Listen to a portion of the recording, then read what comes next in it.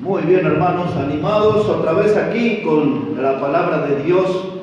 Quiero invitarlos a abrir sus Biblias en 2 de Timoteo, en el capítulo 4, por favor. 2 de Timoteo, el capítulo 4, y vamos a tener ahí una breve lectura a partir del versículo 7 en adelante. 2 de Timoteo, el capítulo 4, versículo 7. Quiero hablar esta mañana con ustedes acerca del tema el invierno. Ese va a ser nuestro mensaje, el invierno. ¿Y qué nos enseña la Biblia en cuanto a esto, en cuanto al invierno? Así que atentos aquí entonces en la palabra, capítulo 4, verso 7 de 2 Timoteo. Dice la palabra: he peleado la buena batalla, he acabado la carrera y he guardado la fe. Por lo demás me está guardada la corona de justicia, la cual me dará el Señor, juez justo, en aquel día, y no solo a mí, sino también a todos los que aman su venida. Procura venir pronto a verme, porque Demas me ha desamparado amando este mundo y se ha ido a Tesalónica, Crescente fue a Galacia y Tito a Dalmacia. Solo Lucas está conmigo. Toma a Marcos y tráele contigo, porque me es útil para el ministerio. A Tíquico lo envié a Éfeso. Trae cuando vengas el capote que dejé en Troas, en casa de Carpo, y los libros, mayormente los pergaminos. Otra vez este verso 13 dice, trae cuando vengas el capote que dejé en Troas, en casa de Carpo. Y ahora por último, verso 21, dice Pablo, procura venir antes del invierno. Éubulo te saluda, y Pudente, y Lino, y Claudia, y todos los hermanos. Procura venir antes del invierno. Esto que les he leído, hermanos, es el historial de un guerrero. Pablo, sin duda alguna, fue un guerrero de la fe. Aquí estamos en la última etapa de su vida, en el último tiempo de su ministerio. En el mensaje de ayer comenté que hay muchos predicadores que sostienen que esto fue escrito en el último día de vida de Pablo. Y él está dejando grandes consejos. ¿Qué es lo que estaba pasando aquí? Estábamos aquí como en el año 64 después de Cristo. Pablo está en la prisión en Roma. Él era un prisionero de Nerón, uno de los emperadores más crueles, más perversos y asesinos en la historia. Algunas veces les he comentado, era el hombre que tomaba a nuestros hermanos en la fe y los echaba en el circo para ser devorados por los leones o por los perros rabiosos, y que les bañaba a nuestros hermanos en la fe en brea, en asfalto, y los prendía a fuego y los usaba como antorcha en sus jardines. Era el hombre que vio incendiarse Roma, y allí con total tranquilidad se subió a un lugar y tocaba la lira mientras Roma se incendiaba. Y como eso había pasado en su locura, porque Nerón era un emperador demente, históricamente demostrado eso, en su locura cuando Roma fue incendiada en gran parte, él le echó la culpa a los cristianos. Y se desató una persecución tremenda sobre nuestros hermanos, y la cara más visible del cristianismo era Pablo. Y Pablo estaba allí, en la cárcel de Roma. Este es el historial de este guerrero, porque la intención de Nerón como instrumento del diablo era apagar la voz del Evangelio. No quería que la voz del Evangelio corriera, no quería que la voz del Evangelio fuera hacia adelante, y entonces querían darle un escarmiento a los cristianos, sometiéndolo a Pablo a la cárcel y terminando con su vida en la guillotina, cortándole la cabeza. Eso Pablo lo había dicho en el versículo 5, cuando hablaba, dice que yo ya estoy listo para ser sacrificado. Y ahora, mis hermanos, parece ser, si usted puede dar una mirada al capítulo 1 aquí en 2 de Timoteo, quizás podríamos interpretar de este modo. Mire cómo dice la palabra de Dios aquí en 2 de Timoteo, capítulo 1, verso 4.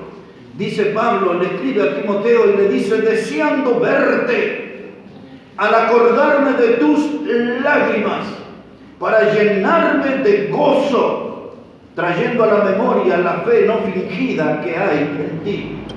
Dice Pablo, estoy deseando verte. Y él usa una frase aquí, dice, al acordarme de tus lágrimas. Parece ser, de acuerdo a lo que vemos en la historia, Pablo y Timoteo, su discípulo, su hijo amado, estaban de caminata por el puerto de Troas. Y allí de pronto aparece una guardia de soldados romanos y toman prisionero a Pablo. Timoteo no podía hacer nada, no podía liberar a su padre espiritual. Y entonces cuando los soldados le llevan a Pablo, Timoteo se pone a llorar. Y esto es lo que suponemos que lo que sucedió al Pablo escribir esto. Me acuerdo de ti y de tus lágrimas, de alguna separación, de un distanciamiento doloroso, algo que sacó lágrimas de los ojos de Timoteo. Y Pablo dice, no me puedo olvidar de ese sentimiento tuyo, de ese sufrimiento. Y ahora está aquí al final de su vida, al final de su carrera, escribiéndole a Timoteo y haciéndole un repaso de la historia. Y le dice Pablo, yo he peleado la buena batalla, yo he acabado la carrera, yo he guardado la fe. Ahora, cuando Pablo dice yo peleé la buena batalla, él se está presentando como un soldado en el campo que está luchando por la fe. Pero quizás sea mejor, hermano, interpretar esta expresión, pelear la buena batalla, como una competencia atlética. Muchos predicadores sostienen que Pablo se está refiriendo a eso, pelear la buena batalla. Es una competencia atlética donde yo voy hacia adelante y alcanzo la victoria y me subo al podio de los vencedores. Eso es pelear la buena batalla. Y parece que esto fuera así. Y bueno, dice Pablo, aquí dice, yo estoy peleando la batalla para llegar a la meta. Y ustedes y yo estamos peleando una batalla. Hay muchas batallas en nuestra vida. Hay batallas inesperadas, hay batallas sorpresivas. El enemigo está agazapado y nos ataca por los lados que menos esperamos. Ustedes y yo estamos en una batalla contra el diablo, en una batalla contra el mundo, contra nuestra carne, contra nuestros deseos de la carne. Estamos en una batalla también por mantener la fe viva y en alto, la fe que tenemos en nuestro Señor Jesucristo. Claro que sí, que también estamos peleando la batalla, pero hay una motivación para nuestras luchas, hermanos. Y es la que Pablo cuenta en el verso 8. Véalo de nuevo, por favor. Dice ahí 2 de Timoteo 4, verso 8. Mire cuál es la motivación que tenía Pablo y nosotros también. Dice la palabra, 2 de Timoteo 4:8, por lo demás.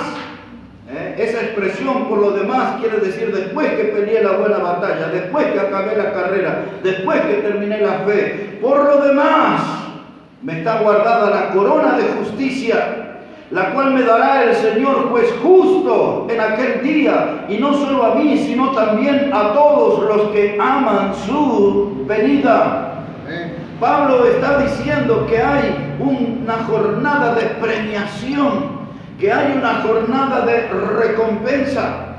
Él pone aquí en esta palabra, que es la palabra diadema, la palabra corona. Dice el Señor me dará la corona de vida, una recompensa, no solo para mí, dice Pablo, sino para todos los que aman su venida. Y si usted ama la venida del Señor Jesucristo, le espera la corona de vida. En la recompensa, dice, los que aman su venida, está hablando de cristianos que tienen la expectativa de que Cristo vendrá en las nubes y vendrá pronto. Este evento, el saber que Cristo viene, nos produce a nosotros, hermanos, un efecto santificador. ¿Qué es esto? El saber que Cristo viene me ayuda a mí a ponerme mejor en su camino, a pisar más firme en el camino del Señor. El saber que Cristo viene pronto me ayuda a mí a vivir más correctamente en esta vida, más de acuerdo con la palabra de Dios. El saber que Cristo viene pronto me aleja de la mundanalidad, me aleja de los vicios, me aleja de las diferentes clases de pecado, porque pronto estaré frente a mi Señor. El apóstol Juan lo explicó en gran manera cuando en su primera carta, capítulo 3 y el versículo 3, dijo Juan: todo aquel que tiene esta esperanza en él se purifica a sí mismo como él es puro. ¿Qué es lo que quiso decir Juan? Si yo tengo la esperanza de que Cristo va a venir, yo voy a purificar mi vida, quiero tener una vida limpia, quiero tener una vida santa, porque me voy a encontrar con mi Salvador, Él es puro, y quiero estar a la altura de ese encuentro. Quiero estar a la altura de ese encuentro. Si Él es puro, yo quiero presentarme puro. Por eso esto es motivador, dice Pablo. Hay una corona para los que aman su venida. Hay una corona para los que esperan el encuentro con Él. El mismo Juan escribió en Apocalipsis 22, verso 12, diciendo que el Señor Jesús dijo: he aquí, yo vengo pronto y mi galardón conmigo para recompensar. Cristo viene pronto y viene con su galardón para recompensar. Así que ahí está Pablo, en una prisión en Roma. Y después le dice él a Timoteo: tráeme el capote que dejé en la casa de Carpo. Muchos de los que vemos la palabra de Dios, Pablo le estaba pidiendo eso a Timoteo, como sabiendo que ese encuentro nunca se iba a dar. Muchos pensamos que ese encuentro nunca iba a suceder. Porque Pablo, cuando Timoteo llegara a Roma, Pablo ya iba a estar con el Señor. Pero Pablo le escribió esto: necesito verte, tengo ganas de verte, mi hijo amado. Dice, tráeme el capote. Esa palabra capote, para que todos sepamos de qué se trata, es lo que allá por la puna, por la altura, se usa como un poncho.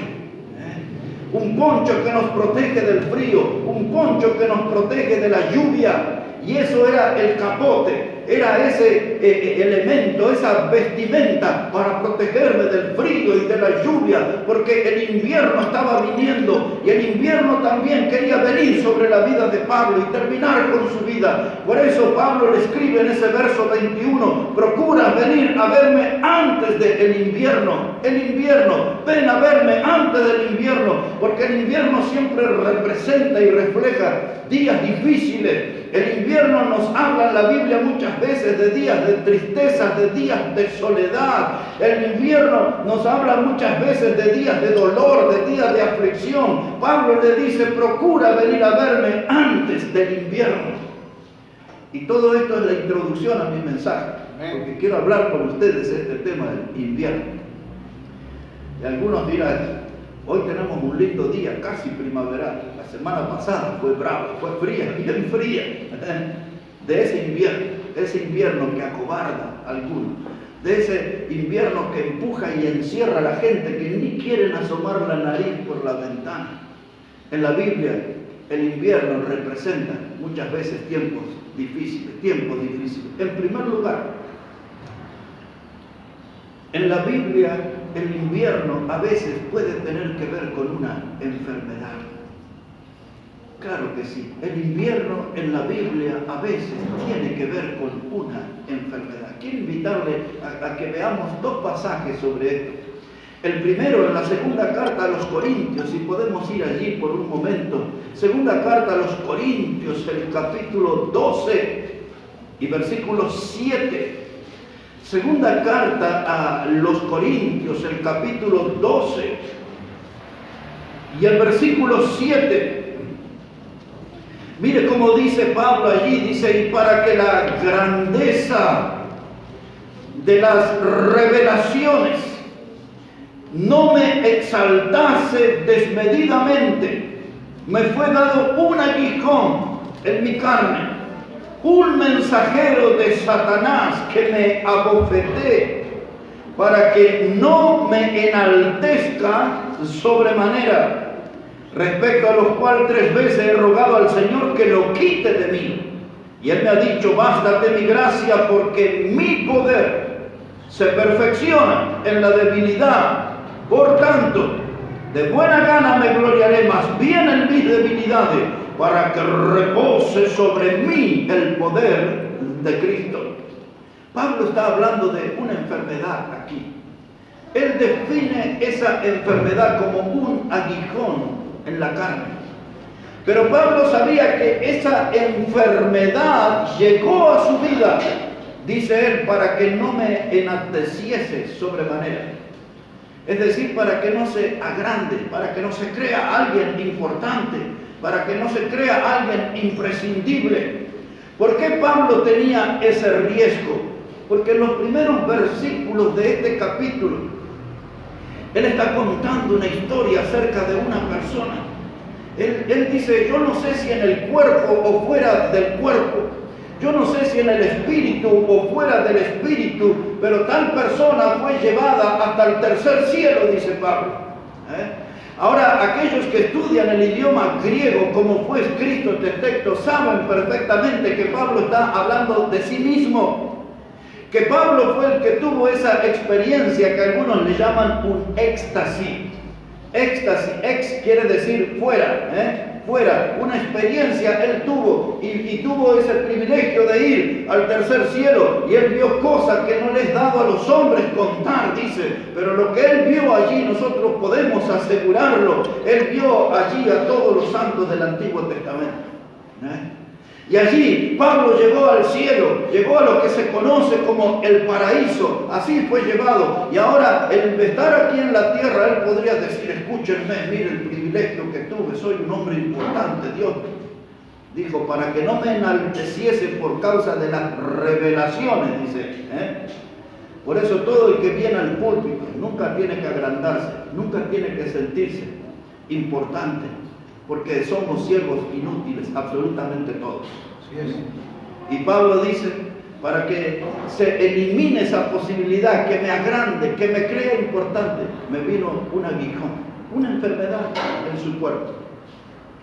Y dice él que era una enfermedad que lo atormentaba. Ahora, en la vida de campo, un aguijón, para que ustedes comprendan, hermano, era como si fuera un lápiz, pero de una madera gruesa, con la forma de un lápiz, que ataban desde atrás en el buey, y cada vez que el buey se movía, en forma de lápiz, esa punta le chocaba en la panza y lo empujaba a seguir adelante. El dolor que le producía le llevaba adelante. Y Pablo está usando esa palabra, aguijón. Hay algo punzante, hay algo que me penetra, hay algo que me produce dolor. Tengo un problema en mi salud y yo sé que este problema, cada día que me enfrento a este problema de salud, es porque Dios me está diciendo, no te agrandes, Pablo, eres un siervo común, eres un siervo inútil. El dolor era insoportable. Y Pablo dice, yo ya hablé con el Señor. En 3 oportunidades le dije al Señor que Él quite de mí. Le dije al Señor que Él me libre de este aguijón. Porque este aguijón me produce tanto dolor que lo siento como si fueran demonios atacándome. Él usa la expresión, este dolor, esta enfermedad, son instrumentos de Satanás que me están abofeteando continuamente, que no me dan respiro. Y entonces estoy ahí acosado, atacado por demonios, me produce dolor en mi cuerpo. Le dije al Señor, quítame esto, Señor, quítame este aguijón. Pero el Señor me ha dado una palabra de consuelo y me dijo, bástate mi gracia. Porque mi poder se perfecciona en tu debilidad, porque en el medio de la enfermedad, hermano, ahí sentimos que no somos nada. Ahí sentimos que no somos nada. ¿Cuánta gente adinerada, millonarios, una enfermedad tocó su vida y ahí andan ahí, hasta tienen que darle la sopa en la boca, tienen que darle la comida en la boca? Y ahí, yo puedo hablar de esto porque esta enfermedad que me ha atacado hace pocos días se cumplió 10 años y a veces no puedo estar solo en la calle. Y a veces ustedes saben, me tienen que ir a buscar en el auto a la casa y traerme y llevarme. Y a veces a mí me da vergüenza eso porque ya casi que no me puedo mover a veces por mí mismo. Esta semana tenía que hacer 3 cosas el día jueves. Preparé todo el plan para salir y ninguna de las 3 cosas pude hacer porque a la mitad de la mañana empecé a sentir una molestia en el corazón, me puso mal, me descompensó y hasta la noche estuve postrado. Un aguijón en la cara. En aquellos años cuando empezó esto, yo tenía un trabajo por los países de Centroamérica. Todos los países de Centroamérica estaba predicando la palabra y conferencias tras conferencias y todo eso. Y en medio de todo eso me apareció esta enfermedad. Y tantas veces leí este pasaje y tantas veces pensé, ese es el aguijón que Dios puso en mi vida para que no me enalteciese sobremanera. Y a veces el invierno llega a nuestra vida en forma de enfermedad. El invierno es algo que todo lo cambia, porque se pasa el verano y de pronto el otoño nos empieza a insinuar algunos cambios. Las hojas en los árboles comienzan a ponerse de un color naranja, las hojas de los árboles comienzan a caerse, las brisas empiezan a aparecer de modo más frío, ya se están yendo los calores, apareció el otoño y esa es la antesala del invierno, la antesala de un tiempo que requiere encierro, es la antesala de un tiempo donde aparece la tos, donde aparece la gripe, donde aparecen diferentes enfermedades. El invierno cambia nuestras vidas. Antes allí comíamos las ensaladas de lechuga y de tomate, ahora en el invierno queremos sopa caliente, platos calientes, queremos platos fuertes, queremos allí locro y queremos allí comidas que sean fuertes. El invierno cambia nuestra manera de vivir, cambia nuestra manera de comer, cambia nuestra manera de ver, porque a las 6 de la tarde ya está oscuro, todo cambia con el invierno. Y llevado eso al plano espiritual, el invierno es algo que anuncia cambios en nuestra vida. Y los cambios que trae a nuestra vida el invierno no son buenos. Dice Pablo a Timoteo, procura venir a verme antes del invierno, antes que las cosas se compliquen más en la vida, antes de que todo se ponga más difícil. Procura venir a verme antes del invierno, antes que lleguen las horas de oscuridad. Procura venir a verme antes del invierno. Pablo tenía una enfermedad que era visible. Todo el mundo podía notar su enfermedad. Algún detalle, hermano, sobre esto nos ofrece Gálatas. Si puede ir un momento ahí a Gálatas, el capítulo 4 y el versículo 13, Pablo nos da allí algún detalle sobre esa enfermedad que él calificó como un aguijón en su carne. Mire lo que nos cuenta aquí Gálatas capítulo 4, versículo 13. Gálatas 4 y el verso 13. Dice Pablo, porque vosotros, hermanos, a libertad fuisteis llamados, solamente que no... estoy leyendo el 5, disculpe, capítulo 4, versículo 13. Dice Pablo, pues vosotros sabéis que a causa de una enfermedad del cuerpo os anuncié el Evangelio al principio, y no me despreciasteis ni desechasteis por la prueba que tenía en mi cuerpo. Antes bien me recibisteis como a un ángel de Dios, como a Cristo Jesús. ¿Dónde está pues esa satisfacción que experimentabais? Porque os doy testimonio de que si hubiese podido, hubiera sacado vuestros propios ojos para dármelos. Esa expresión, sumada a otra que Pablo dice, yo Pablo mismo escribo con grandes letras. La gente que escribe con letras grandes son gente que tiene problemas en su vista, gente que está perdiendo la vista, entonces necesita Biblia con letras grandes como yo, necesita, cuando escribe lo hace con letras grandes, porque piensa que todo el mundo tiene el problema que no ve bien, entonces escribe en letras grandes. Y Pablo dice, aquí dice, problema lo tengo en mi vista.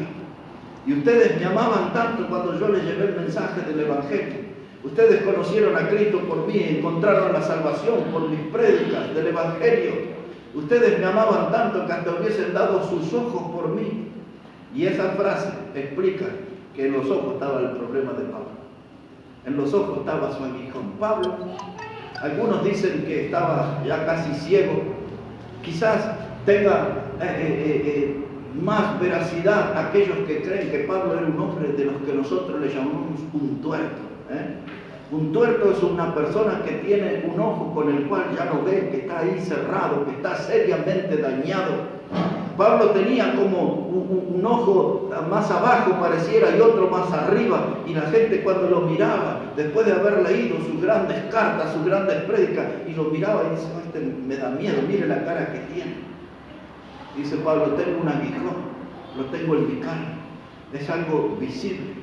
Pero por esa enfermedad, no les voy a contar la historia, pero allí en Galacia estaba lo que era conocido como las clínicas galenas, y allí donde estaban los mejores médicos. Y Pablo dice, yo fui allí, yo fui para atenderme, y Dios usó mi enfermedad como el motivo para que le llevara a ustedes el Evangelio. Y así comenzó la iglesia en Galacia. Ahí estaba el invierno sobre Pablo, un problema en su salud. Y hermanos, hay veces que a nuestra vida llegan problemas en la salud inesperados. Cosas que no esperamos, suceden cosas, un accidente, un estudio médico que hacemos y allí un diagnóstico y el médico nos dice, quizás mire que tiene una enfermedad terminal. Una junta médica, 9 eran en Bolivia, ahí se reunieron y me estudiaron ahí. Y el doctor, el que llevaba la voz cantante, dijo, usted tiene que dejar de pastorear, usted tiene que dejar de predicar, tiene que dejar de dar conferencias, porque le queda un año más de vida, nada más. Esto fue en el año septiembre del año 2014. Y así me hablaron. Y después el doctor, el que guiaba a los 9, me dijo a mí, dice, mire que yo hablé, dice, con una mujer que predicaba y le dije lo mismo que le estoy diciendo y no me hizo caso, y a los 6 meses murió la mujer. Y así me despedí de esa reunión con los médicos. Y meses después, ya era febrero del año 2015, en Santa Cruz, la clínica Urbarí, una clínica importante. Voy con un pastor amigo mío, entramos para ver al doctor. El doctor era un intensivista, me hizo muchos estudios, muchas preguntas, me atendió de 1000 maravillas.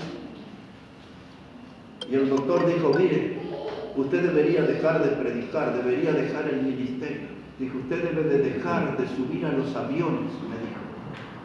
Y si tiene alguna vanidad de dar conferencias, que abandone todo, dedíquese a su familia, dedíquese a sus nietos. Así me habló el doctor. Y dijo: y ocasionalmente, y subrayó, ocasionalmente, es decir, cada tanto, haga alguna prédica. Y me dijo: señor Catani, nosotros queremos seguir viéndole aquí en Bolivia. Y aquello era algo que vino de Dios para mí. Esa clínica cobraba $140 cada consulta. El pastor que estaba conmigo le dijo: doctor, ¿cuántos son sus honorarios? Él dijo: no, está todo bien. Queremos seguirlo viendo al predicador aquí en Bolivia. Pero el diagnóstico estaba. Y ya aquí, y ya allá. Y era un año de vida y todo eso. Yo no sé. Por la gracia de Dios, mire, ya pasó 7 años, 6 años del otro caso. Y ahora estoy aquí con usted. No sé por cuánto, pero estoy. Pero esa enfermedad me cambió todo. Ya dejé, ya no andaba en los aviones, ya no estaba viajando, no lo estoy haciendo, y hasta ahora está dependo de algunos de ustedes que me busquen el auto para estar aquí. El invierno a veces tiene que ver con una enfermedad.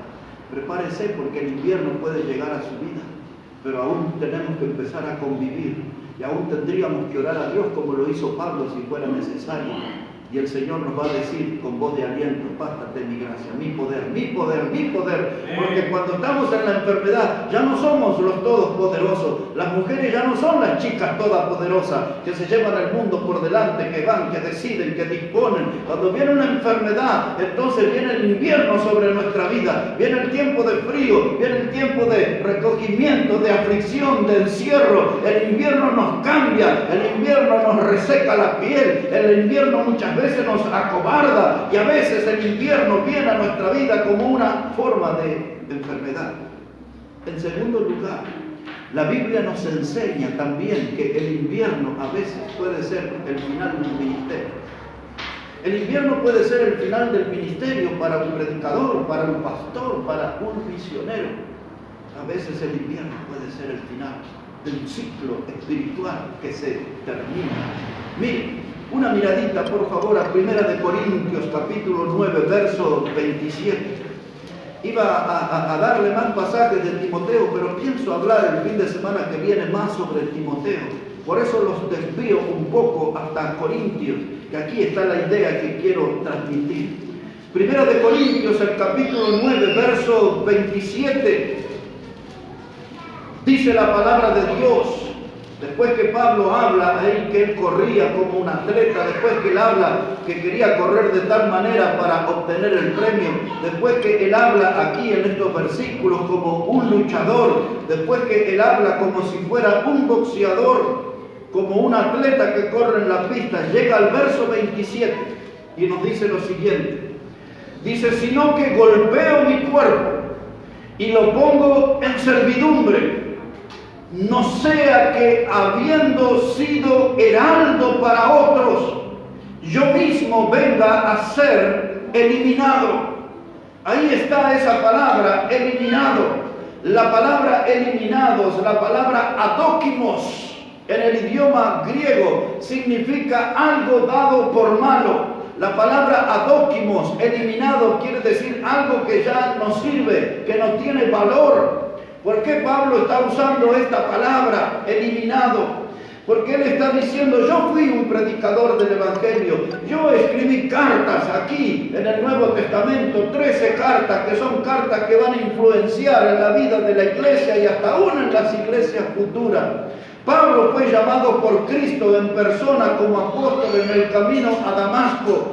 Yo he sido un heraldo de Cristo. Un heraldo es una persona que representaba al rey. Él tenía el mensaje de Dios, él tenía el mensaje del rey. El heraldo acostumbraba a pararse en las esquinas con un tambor grande y golpeaban ese tambor y la gente era convocada y el heraldo les leía, les anunciaba las noticias del rey.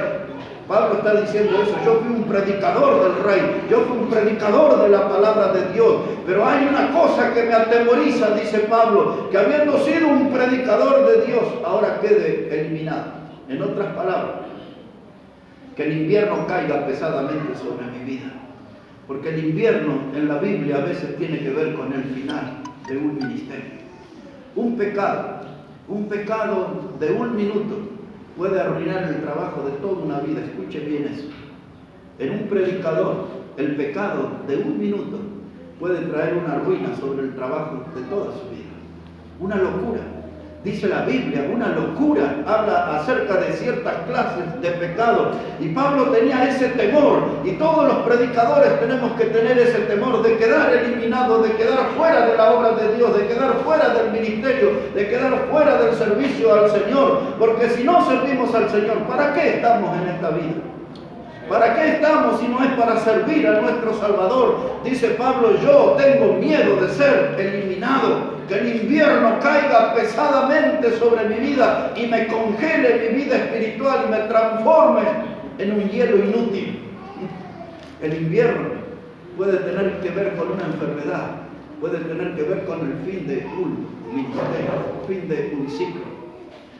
En mi vida, así a grandes rasgos, Dios me ha dado muchas oportunidades.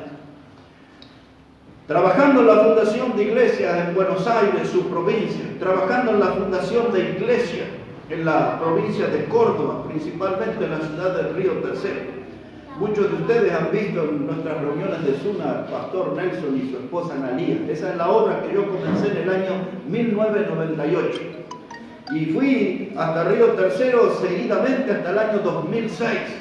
Pero tuvo que llegar el tiempo del distanciamiento, de la separación. Para esos años ya estaba trabajando en la provincia de Tucumán. En el año 2002 comenzamos el seminario en una de las iglesias bautistas más grandes. Es la iglesia Betel. Allí está esa iglesia llena de vida, con un gran predicador como el pastor Owen, ganando alma, un hombre apasionado por las almas. Y allí está el seminario que comenzamos nosotros. Ahí Dios me llevó y ahí eso, y ya había trabajado años en la provincia de Salta, y había trabajado años en la provincia de Jujuy, ayudando en la fundación de iglesias, levantando obras, andando por todos los lugares, andando por los valles, por la Puna, por la Quebrada, por el Ramal, por todos los climas, paseábamos allí, metiéndonos en las comunidades de los pueblos originarios, predicando y predicando y predicando, y esa etapa en el 2009 se terminó, y entonces empecé por Centroamérica y allá, y de pronto vino la enfermedad, y de pronto empezaron a venir finales de ciclos, y a veces el invierno en la Biblia tiene que ver con el final de un ministerio.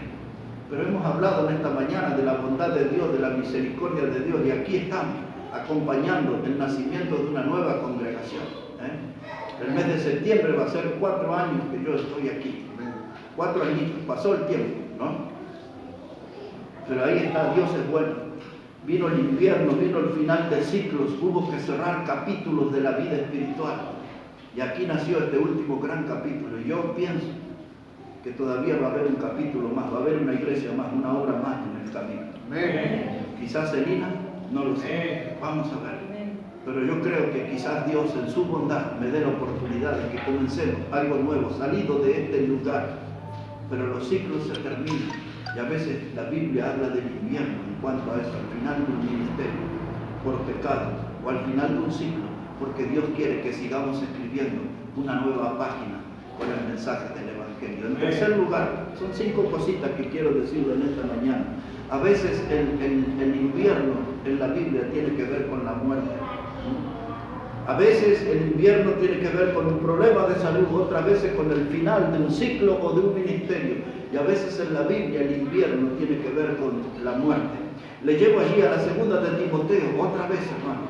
Segunda de Timoteo, capítulo 4, versículo 17. Segunda de Timoteo, el capítulo 4 y el versículo 17. Mire cómo dice la palabra de Dios, segunda de Timoteo 4, verso 17. Les leo el 16 también para que podamos comprender mejor. Comienzo por el 16. Dice Pablo, en mi primera defensa, ninguno estuvo a mi lado, sino que todos me desampararon. No les sea tomado en cuenta, pero el Señor estuvo a mi lado, me dio fuerzas para que por mí fuese cumplida la predicación y que todos los gentiles oyesen. Y así fui librado de la boca del león. Y el Señor me librará de toda obra mala y me preservará para su reino celestial. Ahora dice Pablo aquí, en mi primera defensa, ninguno estuvo a mi lado. Y a veces el invierno, hermanos, es cuando los hermanos se abren.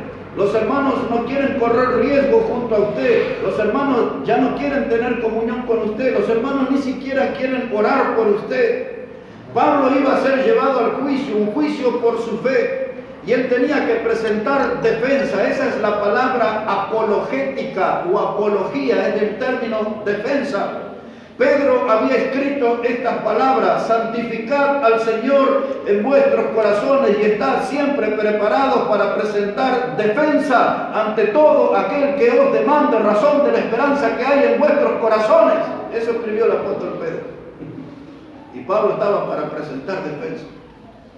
Y miraba hacia un lugar. No conocía a nadie. Estos son todos mundanos. Miraba hacia el otro lugar. Ni una cara conocida, estos son todos paganos. Miraba hacia arriba, estos son todos idólatras. ¿Y dónde están mis hermanos en la fe? ¿Dónde están mis hermanos en la fe? Y usted muchas veces se va a sentir abandonado, se va a sentir huérfano. Usted muchas veces va a dudar, pero estos hermanos no me quieren, nadie me llama, nadie me visita, nadie se acuerda de mí. Cuando las cosas se ponen difíciles en nuestra vida, como la de Pablo, él dice: en mi primera defensa, ninguno estuvo a mi lado.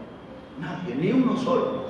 El gran predicador, el gran apóstol, el hombre que era súper conocido, no tenía ni un amigo en el tiempo difícil. El invierno cayó sobre su vida. La gente intuía: a este lo van a matar, no quiero correr riesgo de estar junto a él porque me matarán a mí también. Estaba solito con su alma para defenderse Pablo allí de los ataques del enemigo. Y dice el apóstol Pablo: pero no importa, el Señor estuvo conmigo. Ya está, suficiente.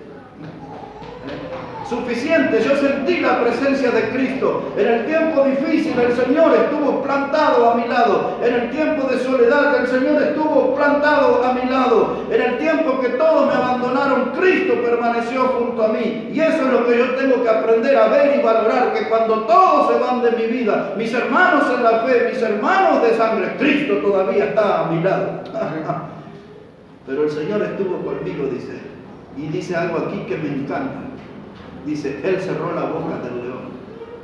Es decir, que el diablo, cuando vino con toda su ferocidad, cuando el diablo vino con toda su furia para devorarme, para terminar, para desgarrar mi vida, despedazarme, el Señor estuvo conmigo y Él fue y le cerró la boca al león.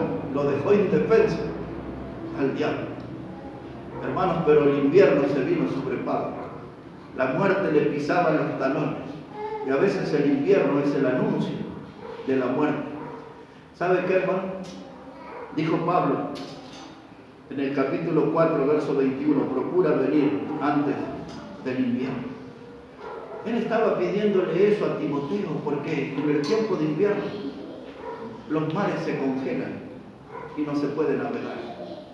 En el tiempo del invierno los mares se vuelven hielo. Y las embarcaciones que quedan atrapadas ahí van a tener que quedar 2 o 3 meses atrapadas en medio de los hielos hasta que se derritan y puedan volver a navegar. Eso nos habla a nosotros de la vida cristiana y sus rutas peligrosas. Todos nosotros andamos por rutas peligrosas. Todos nosotros andamos por caminos donde el diablo nos acecha, donde el diablo nos acosa, donde el diablo nos prepara redes, trampas, donde el diablo nos está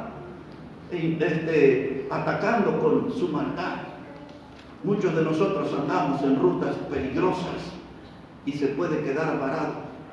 Por eso hay un invierno que cayó sobre tantos hermanos y sobre algunos de nuestra congregación, y sus vidas quedaron congeladas. No hay vida espiritual, están muertos espiritualmente.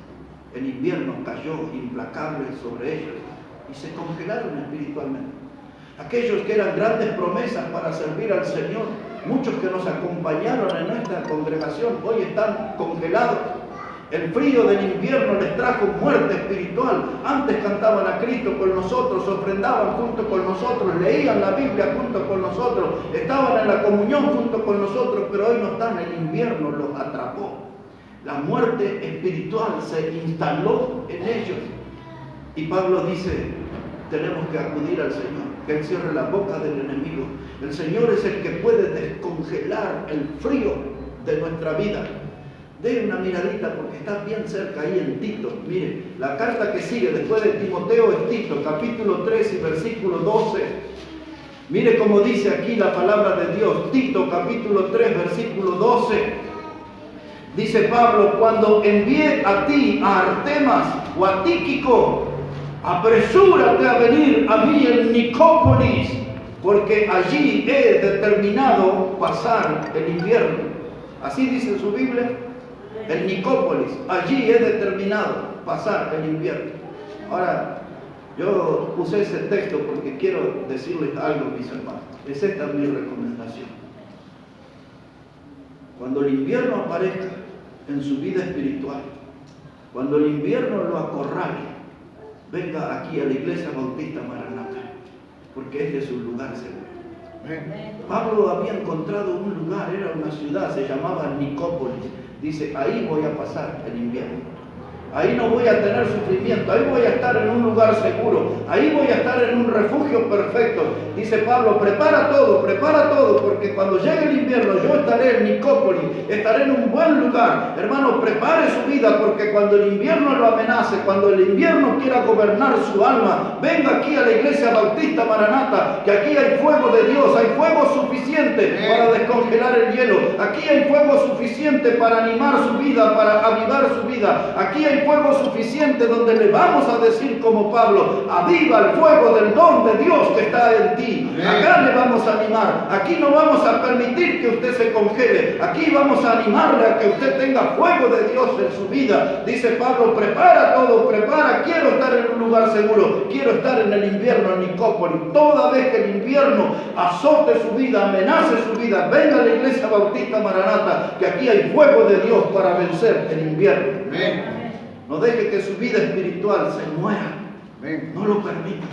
Cuando Dios quiere llenarlo de vida, Dios quiere llenarlo de vida, quédate en la iglesia, no te vayas por nada de la casa de Dios. Aquí hay vida espiritual. No deje que el invierno atrape su alma, no deje que el invierno mate su fe. Venga a la casa de Dios. No deje de venir a la casa de Dios. Ni siquiera el domingo venga a las 12, 12 y cuarto, venga a la 1 menos cuarto para el amén, no importa, pero venga a la casa de Dios. Venga a la casa de Dios. Es el mejor refugio contra el invierno que amenaza matar nuestra vida espiritual. El invierno en la Biblia tiene que ver con una enfermedad. El invierno en la Biblia tiene que ver con el final de un ministerio. El invierno en la Biblia tiene que ver con la muerte. Pero a veces cuando la Biblia habla del invierno, habla de una infección del alma. Diría Cantinflas, aquel cómico, ¿cómo la vea esa? Una infección del alma. Acompáñenme un momento, ya estamos en la recta final. El Mateo capítulo 24. El Mateo, el capítulo 24 y en el versículo 12. Mire cómo dice la palabra de Dios, Evangelio de Mateo, el capítulo 24 y el versículo 12. Así dice la Biblia, así dice la palabra de Dios. Nuestro Salvador está hablando y dice estas palabras. Mateo 24, versículo 12. Dice la palabra, y por haberse multiplicado la maldad, el amor de muchos se enfriará. Eso era una advertencia hacia el futuro. Era una advertencia para los días de tribulación que están cercanos en este mundo. Y dice el Señor Jesucristo, ustedes van a notar algo, que la maldad se va a multiplicar. Y es fácil darse cuenta que la maldad está en aumento, se multiplica, porque el amor de los hermanos se va a enfriar. El amor de muchos, no de todos, pero de muchos, se va a enfriar. Se pierde el amor por Dios, se pierde el amor por la obra de Cristo en la cruz, se pierde el amor por la Biblia, se pierde el amor por la iglesia local, se pierde el amor por los perdidos, porque aumenta la maldad y el amor se enfría. Y hermano, esta es la crisis que vivimos en las iglesias en este tiempo. El amor se ha enfriado y esa es una clara señal de que la maldad está aumentando, y aún en el corazón de algunos cristianos, la maldad aumenta. Mira, hay algo que yo no pude confirmar, porque vi la noticia ahí, pero ustedes vieron cómo desalojaron a toda la gente de Bolivia y les tiraron sus casas ahí esta semana, cómo entró la gendarmería. ¿Quién vio eso en las noticias? Ahí está, algunos vieron eso. Pero allí en esos testimonios, entre los lloros, entre mujeres que se ponían de rodillas pidiéndole que no derrumben sus casas, que no les saquen de ese lugar. Yo alcancé a oír a alguien, al pasar 2 veces, alguien dijo: un pastor nos vendió esto, un pastor. Ahora yo no sé si el apellido del vendedor era pastor o era el pastor de una iglesia, un sinvergüenza. Cosa que no me extrañaría, porque la Biblia dice que cuando la maldad crece, el amor de muchos se enfriará. Y esos corazones fríos son capaces de hacer maldad y de las peores. Pero mire, hermano, la ira en el mundo que estamos viviendo va en aumento. Cada vez escuchamos crímenes más horribles, las noticias nos atormentan, de niños abandonados, hambriados, de niños muertos. Ayer veía ya en el Alto de La Paz a un hombre que era doctor, un abogado, y cómo maltrataba a sus niños, y todo es un caos en este mundo, lleno de violencia. La maldad está en aumento, la maldad está en alza en el mercado de valores de la corrupción mundial, porque la maldad siempre está ligada a la corrupción. La maldad es uno de los frutos más dañinos del pecado. La maldad es algo que crece, la maldad es un mal globalizado, la maldad es un mal contagioso, y aún muchos cristianos se están contagiando de maldad. Muchos cristianos tienen su vida paralizada porque le dieron lugar a la maldad. Muchos cristianos, por darle lugar a la maldad, le cayó el invierno sobre su vida y tienen corazones congelados, porque en las iglesias, hermanos, se hace maldad. Hay gente que hace maldad, predicadores que hacen maldad. Gente que se supone que tiene que estar sirviendo a Dios y honrando a Dios. Por eso bien dice la Biblia: maldito es el hombre que confía en el hombre. Ni en la casa de Dios confía en el hombre. Ponga su fe en Dios, nada más. Porque algunos pueden ser infectados con el virus de la maldad. Infectados, le infectan el alma. Y hoy hay mucha gente que anda aún por los púlpitos que están infectados de maldad. Por eso yo confío en la palabra de Dios. Yo no confío en el hombre. La maldad es un pecado que se ha puesto de moda. La maldad encontró lugar en las iglesias. Por eso dice la Biblia: el amor de muchos se enfriará. Y yo pregunto a ustedes, hermanos, y me pregunto yo mismo: si Dios midiera la temperatura de amor en esta iglesia, ¿cómo estará nuestra temperatura? ¿Alta? ¿Media? ¿Baja? Si fuera baja, sería una iglesia infectada de maldad. Nuestro amor, hermano, tiene que estar en alto. Nuestro amor por Dios, por la Biblia, nuestro amor por la obra, nuestro amor por los hermanos, nuestro amor por las almas perdidas. La iglesia bautista siempre ha sido el nombre de gente que ha tenido buen testimonio. Si usted va a decir que es de la iglesia bautista, tenga entonces buen testimonio. Si usted va a decir que es miembro de la iglesia bautista, entonces tenga un amor elevado. No tenga un amor pobre, no tenga un amor escaso. Sea una persona llena de amor, porque el Dios que vive en usted es amor. La Biblia lo asegura: Dios es amor, Dios es amor, Dios es amor. Y si Él está en nosotros, es la hora de mostrar amor y desalojar la maldad de una vez de nosotros. El problema de los hermanos se llama hipotermia espiritual. Esa palabra, hipotermia, los médicos la definen cuando la temperatura del cuerpo es menor a la normal. Es decir, que el cuerpo entra en un estado de enfriamiento. Las víctimas de la hipotermia, esas personas que empiezan a padecer ahí una palidez, se empiezan a poner pálidos, se empiezan a poner con sus músculos rígidos, como esas personas que recién mueren, empiezan a tener su musculatura rígida. ¿Y sabe qué, hermano? La hipotermia se evidencia en el enfriamiento, y hoy hay una hipotermia espiritual. Los cristianos rígidos, sus músculos están paralizados. Ese cuerpo no está en acción. Esos no son obreros del Señor. No están trabajando, no están haciendo nada en la obra. Su cuerpo está rígido, están duros como momificados. Y usted los toca y están fríos. La hipotermia espiritual. El amor de muchos se enfriará.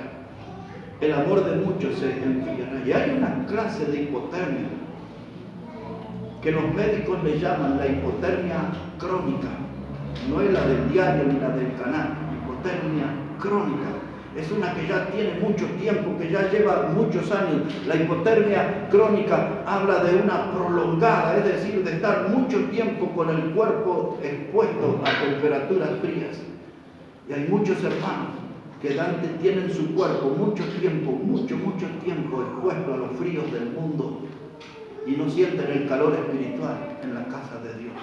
Su alma está fría, su alma está congelada, porque andan en lugares donde no hay vida, donde está lleno de gente muerta, de gente que está a favor del materialismo, de gente que está a favor del humanismo, de gente que está a favor del ateísmo, y usted no se junta con los cristianos y su alma está sufriendo, padeciendo una hipotermia, su alma está congelada. Usted lo que necesita es predicación de la palabra de Dios. Usted necesita al Dios y el fuego que estuvo en la zarza, donde aquella zarza ardiente Dios lo llamó a Moisés. Usted y yo necesitamos de ese fuego para no ser atrapados por la hipotermia. Almas infectadas de maldad. Eso tiene que ver con el invierno. Último punto y terminamos. El invierno tiene que ver a veces con una enfermedad. El invierno en la Biblia tiene que ver algunas veces con el fin de un ministerio. El invierno en la Biblia tiene que ver a veces con una muerte espiritual. El invierno en la Biblia tiene que ver con una infección del alma. Pero le voy a terminar hablando unos minutos sobre un invierno diferente. Hay un invierno que puede ser señal de nueva vida. Y eso me interesa mucho hablar con ustedes esta mañana. Hay un invierno en la Biblia que es señal.